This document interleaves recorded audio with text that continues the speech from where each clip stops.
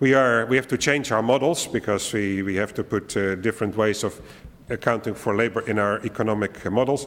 So we cannot give numbers yet, but we will give that in 2011, what we think the long-term effects will be. But it's clear that there will need to be a reallocation of labor across sectors and firms, and also possibly across regions. You need to develop skills for these new types of jobs, so you have to help workers to adapt to these skills.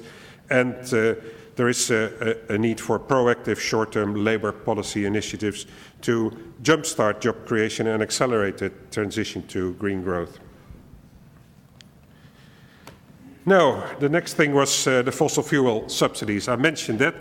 This is something that the OECD brought to the G20 summit, leader summit in Pittsburgh in September last year, and the G20 leaders gave us a mandate to work further on this. And why are they so interested in this? Because removing fossil fuel subsidies, that is a win-win situation. It's good for the economy and it's good for the environment. In the G20 countries, $310 billion US dollars was given in energy subsidies in 2007. And if you see what, for instance, removing fossil fuel subsidies does for climate, the greenhouse gas emissions, you see that in the oil exporting countries, it makes a lot of difference, almost 40%. But even in other parts, non-EU, Eastern Europe, it makes a big difference. China and in the EU and the EFTA, because the subsidies are not so high, it doesn't be. This is compared to business as usual scenarios.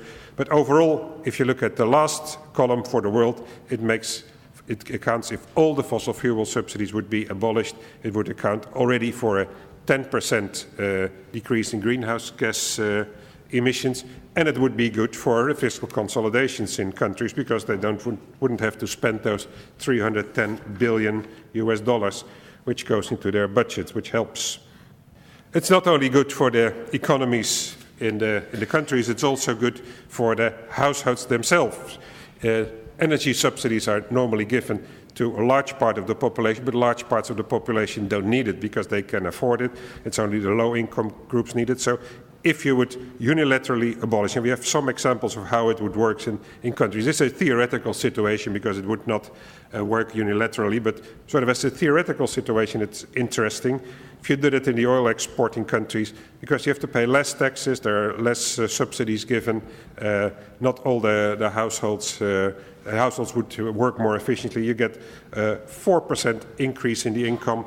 But even in other countries, it would work. In the non-EU Eastern European countries, it would go in the wrong direction, unfortunately. But also for a lot of households, this would be sort of a good deal doing this kind of things. Innovation is the key driver for green economy. So even if we're in a crisis, one thing that governments and companies should not do is decrease the innovation budget, because that is what gets us out of the crisis and gets us into growth again, green growth. There are different policy tools. The pricing of environmental goods and services I mentioned before is important, but also giving subsidies for the R&D and sometimes a little bit for use, but look at the basic, fund the basic research, removing barriers to trade in clean technologies, and the public procurement, that what the governments buy, can also play an important role.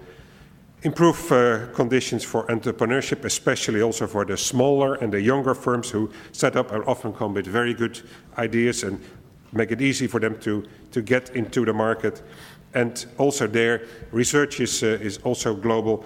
Make the arrangements for science, technology and cooperation international, involve the developing countries because they will also need these technologies, build capacities and make sure that there are good arrangements, taking the property, intellectual property condition into account for transfer of technology. One example, for instance, on how eco-innovation works, that is to do with the Kyoto Protocol. You see here on the bottom the years, and then the indexed the patents, high-level patents, high-value patents that were put up And you see Kyoto, 1997.